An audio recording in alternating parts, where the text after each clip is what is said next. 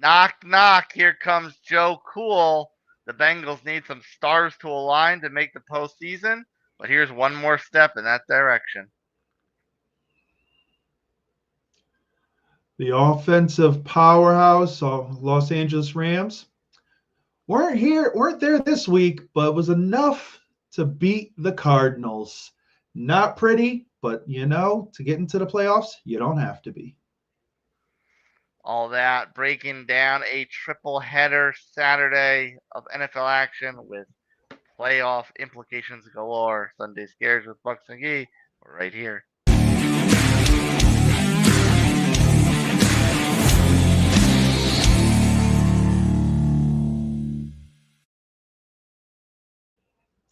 Saturday football. It's supposed to be a special time. Those little extra nuggets on a Saturday.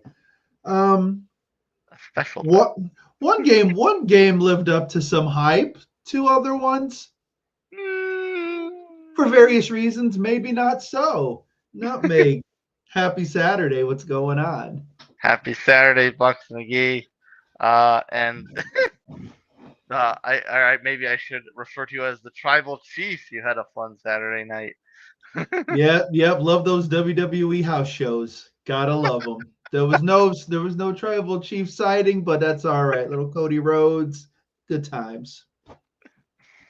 So the first game, there wasn't much to cry home about, but it should we'd be remiss to not acknowledge the Chargers for clinching the playoff spot and punching their ticket. So they have a stress-free Week 18, and the AFC wildcard picture is down to one spot remaining. We won't spend too much time on the disaster that this game was, but obviously Lad McConkey solidified himself as a threat not only in the postseason but really going forward as a number one weapon. Well, he's the real deal. And what's funny is the Patriots could have picked him, but they traded that pick to the Chargers and picked up two players that have literally done nothing this season. So yet again, New England showing their prowess for wide receiver drafting. At the end of the day, the Chargers just too much for New England. New England just is in a total rebuild, especially with that offense. So I didn't think they'd put 40 points on them, but You didn't think it would be quite so disrespectful. You figured it'd be a little disrespectful, but not quite so disrespectful. yeah, that was a smack. That was a rough game, but it is what it is. Chargers are in the playoffs. They get to relax, and there's four teams for one spot. Yeah. Weird to see the Chargers doing great things on the road, but alas, I guess it's a different time than it once was. Just change your head coach, and look, things just miraculously Amazing. change. Amazing. Uh-uh. So as that sets up the two teams for that final remaining spot, the Broncos, I think, were in a situation where they could have locked up that last spot, and this game was pretty slow going for a while. But all of a sudden, the floodgates opened, and Joe Cool started to really let loose. This kind of wound up in a bit of an overtime thriller, and I'm telling you, like I don't mean to wear the tinfoil hat, but they want Joe Cool in the playoffs. They want Jamar Chase in the playoffs. They're the profitable stars in the league. Yeah, but what's funny is Higgins was the guy today. Yeah. Higgins was the guy. 3 touchdowns, just doing his thing. Uh, I'm not a big guy for conspiracy theories, but you may hold a little water to it. I may have to give you a little something. Um, I got yeah, one more week. I got one more week for Nostradamus, so yeah, I'll pump the brakes for now. yeah. Yeah, Denver. All Denver had to do was win. If Denver wins today, the party's over, and the AFC is set. But now Denver's got to watch. They've got to win next week. Like there's no room for error now. If they lose, now it's a whole jumbled mathematical mess. And if the Bengals win, they're in. And yes, you can take your throne on the conspiracy mountain and tell people that the NFL is rigged. So Denver lost a golden opportunity. Yeah. With T. Higgins, like you said, obviously he had a huge game in this one. Probably benefiting off of double teams, possible triple teams from Chase's side of the field. And that's really how it's funny to think of like it took this long for the Bengals to figure that out because that should have been the case for most, if not all, of the season. True, true. Higgins was kind of, nicked up throughout the season, but in the early goings, Chase was off. He had some drops. I know on that drive where they were first and goal and they basically got no points out of the drive. He dropped one. Joe Cool put a ball right on his face mask, right where it needed to be. Dropped it. So Higgins is a quality number two, and probably in the offseason, he's going to be somebody's number one because I don't think that Cincinnati's going to pay him. So it's going to be one of those things where he's going to leave, and this is his last hurrah. You got to give Cincy credit. They're fighting till the end. I don't think it's rigged. I think they've really all of a sudden caught fire. You have to give Joe Cool his credit. His numbers are incredible. Numbers are MVP quality. So they're not getting the benefit of the calls. They're not, the Cincinnati Chiefs. No, and to that point, his numbers, I didn't totally realize they had accumulated to the point that they had been, but he's like 38 touchdowns and 9 interceptions or something eye popping, 412 yards in this one, leading the league in passing yards. I mean, someone that's on the outside looking in and needs all the stars to align to make the playoffs is probably not going to be in the MVP conversation. But you were someone that was down on the hype on Joe Burrow earlier in the season. Has he kind of regained that standing in yours and the rest of the NFL media eyes?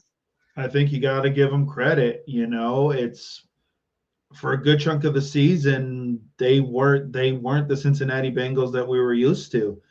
And there were, we didn't know what was going on. We were like, oh, here it is. Windows closed. It's over. There's all just something's not right. Higgins, there was talk of him getting traded. There was the Chase talk about the contract. So I'm like, oh, here it goes. Their defense was putrid. Still isn't the best thing in the world.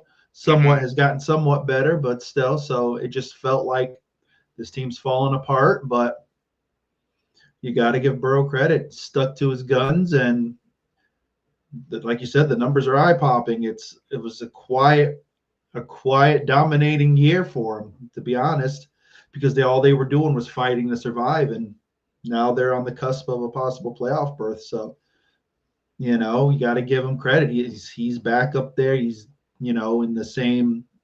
You got to put him in the same class, I think, as Allen Lamar for what he's done this year. I think he's just about there. Do you think so? This sets up a very interesting scenario for that last spot. We have my Colts playing the Giants this week with minus AR. I don't know if that's a good thing or a bad thing. I don't know if Joe Flacco's ready to go or if we have to hinge our hopes on the arm of Sam Ellinger. The Dolphins, the Dolphins go into the dog pound. Obviously, the Bengals have done what they needed to do, and that was against the Broncos. So, do you think nothing changes with the Colts and the Dolphins after Sunday? The Colts should beat the Giants. Like they're even if it's Flacco, well, I don't know about Sam Ellinger, maybe, but as long as Taylor's healthy and you got a good run game, I think you guys should handle the Giants. Like I think those guys have phoned it in, so you guys should be set. Miami's interesting in Cleveland. This could be one of those. Actually, James isn't even playing. I think it's DTR. I think so this is going to be interesting now. If Jameis was starting, I'd say this could be one of those rah Jameis Winston, 4 touchdown games and everything looks rosy, But I don't know that I think Miami could pull this off. Just just because of the quarterback situation. But I don't know. It's Miami. You don't know what you're going to get. But I would have to say, yeah, I'm going to go. I think everything is status quo, and I think everything hinges on next week because that's what the NFL wants. Yeah, Miami. After that defensive showing against the Niners, I feel like they'd be okay against Dorian Thompson-Robins. Yeah, but we say that, but you know what happens when we assume here Yeah. on this show. Yes, that's true. Or outright say it. Exactly. But yes, I believe everything is status quo. Next week is the nail biting week, and who knows what happens. Yeah, and that's of course my Colts have the Jags, the Dolphins have the Jets, the Bengals have the Mm. Steelers, and of course the Broncos have the Chiefs, and the Chiefs have nothing to play for. So you would think that they would rest Patrick, maybe play him for no more than a quarter. You would think they would rest Chris Jones. You would think the door would be wide open for none of these other teams to matter. You would say, and the Broncos would just ride off into the sunset with that last wild card spot. But I mean, considering that we have the Steelers who also have nothing to play for, the Ravens very may well clinch the division by that point. Well, I guess they they have to play at the same time. So the Steelers in theory could have something to play for, but the Bengals are playing infinitely better than the Steelers are right now. Mm-hmm. And the Dolphins have the Jets, who we certainly have our fun poking at them this season. And my Colts have the Jaguars, who have nothing to play for, and who knows if Trevor Lawrence will even play. So I don't think Lawrence plays. yeah. So I mean, how does this shape up? Do you think none of what the other teams will do matters, or will Denver just kind of leave the door swinging wide open? I'll be honest. I'll be honest.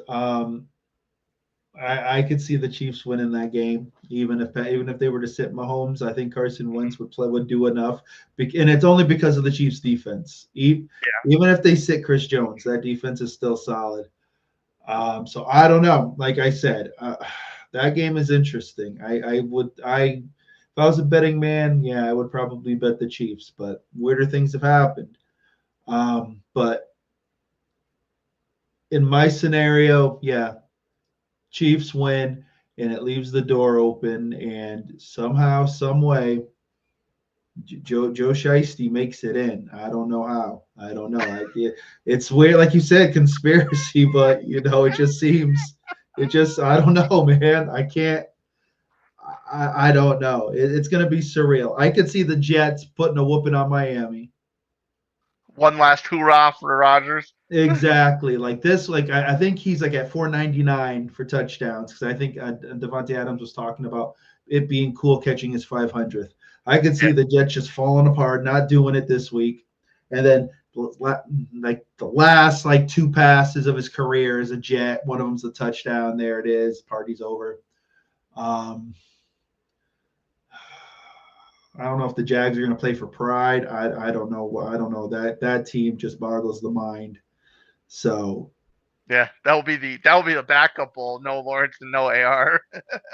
like seriously, and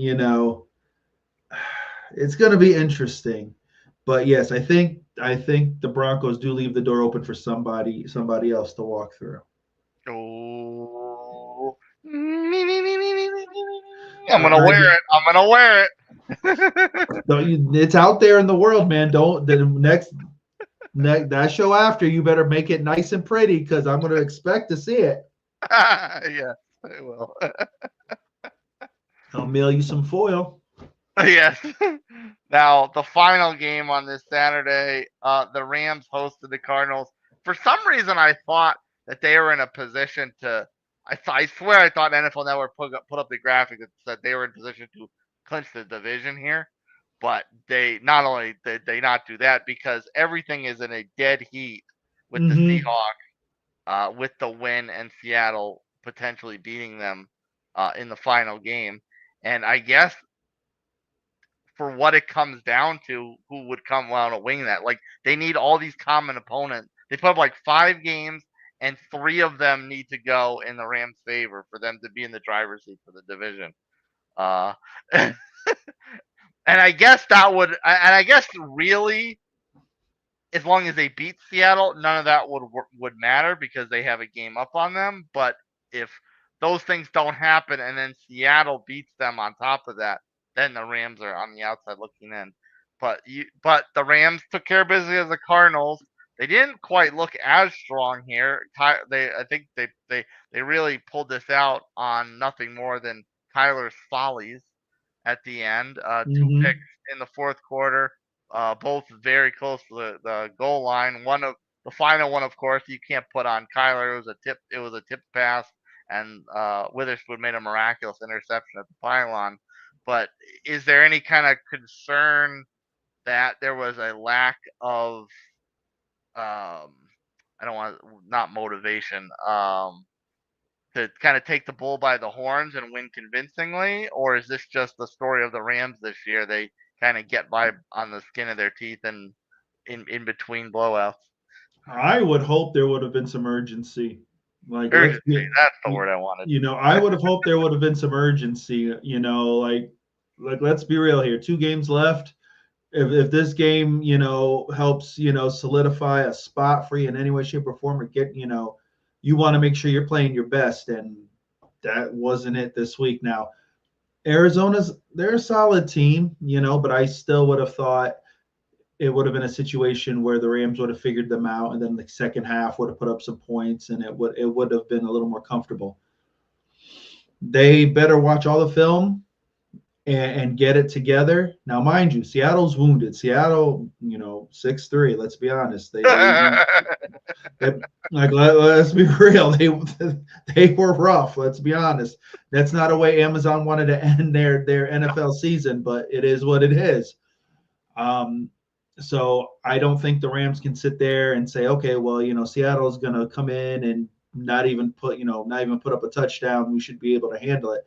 They need to go in thinking that, wow, Seattle might just all of a sudden turn it on. So we got to be able to put up 35 to 40 points just to close this thing out. Yeah, I don't know if they have any bearing on it, but I'm sure Jeff Bezos is banging on Goodell's door, demanding a prime matchup, no pun intended, for their wild card game after that disaster on Thursday. He's like, I got to make it up to you guys. I got to make it up to you. Give me the primo game. Give me the primo game. Oh, man. Mm-mm. Yeah, I mean, that one, you could have just blamed the weather, but even despite the weather, you would think that, maybe Charbonneau chews it up and they still kind of get at least 20 points on that. Yeah, like 23, 24 points you would have thought, but like I've always said, as long as you're 1 point better, as long as I'm 1 point better, then I don't care. The win's a win. And, they eked it out. I'll give it to them, but you get, this isn't the time of year where you want your offense to start sputtering, because if you somehow sputter into the playoffs, that first round game isn't going to be pretty. So got to shore up some stuff, figure this out quick. Seattle said, we don't need no stinking end zones. We don't need touchdowns. We'll just let DK Metcalf get mad, get 2 fouls, and just somehow eke out 6 points. We'll be the greatest 6-point team of all time. Yeah. Do you expect all these random scenarios and stars aligning not to matter, and the Rams are just going to walk away with this one next week, or is Seattle going to put up a fight and as their dying breath?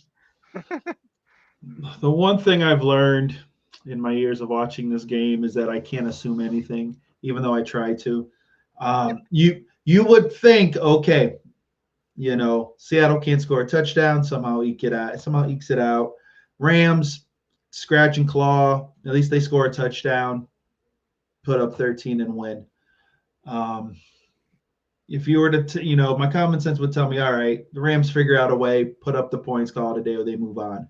I don't know. Like I said, all of a sudden a light bulb could go off with Seattle, and next thing you know, Geno's looking pretty again. But he's got the knee issue. I just don't know. Like I said, I think the Rams pull it out, but it's not going to be without some kind of heart palpitations for some people, for sure. But the Rams have to pull this out. Like Like they just have to. If Seattle pulls out this division, I don't know how it happened. That's conspiracy because there's no way they should be in the playoffs. But if they pull it off, they pull it off. Well, and I look, and of those, whatever it was, 5 or 6 games, I think it was 5 games that the Rams need to go in a certain way to win, to maintain a strength of schedule tiebreaker over the Seahawks.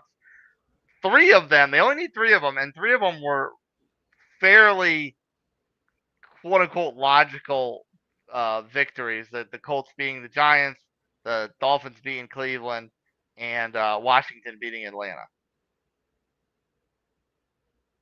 So the 3 of them were fairly logical games to go to go in the Rams' favor. Yeah, that says here that they need 3.5 or more wins by any of the Vikings, Bills, 49ers, Bengals, and Browns to clinch the strength of victory tiebreaker over it's the Bills game. I apologize. It was the Bills game, not the Colts game. I apologize. Strength of victory tiebreaker. Who comes up with this stuff? Like the NFL has its own crazy math. I swear to the man upstairs. Strength of victory. Like who comes up with that phrase? Jeez. Well, it's funny because we've been impressed by the kind of guile of their offense towards the end of the season and how the defense has kind of rebuilt itself. I was looking at the numbers; they're like minus 14 or something like that in point differential. So like they're not even they're for a first place division leader. They're not even necessarily having that convincing campaign to be a division leader. Like seriously, and like you can't pick a better stat to use. Strength of victory. Like why didn't you just say number of times we wore whites minus the number we wore darks divided by, like that's just all it is. It's a hot mess, but the Rams need the man to work some magic, and we'll see what happens. Because I'm telling you, man, this week and next week, that's all we're gonna hear. It's gonna be insane to see what happens here. Well, Bucks McGee, we work some magic every week, a couple of times on this show. Sir, I will acknowledge you. Give us the final word on this Saturday triple header. Take us off there. Okay.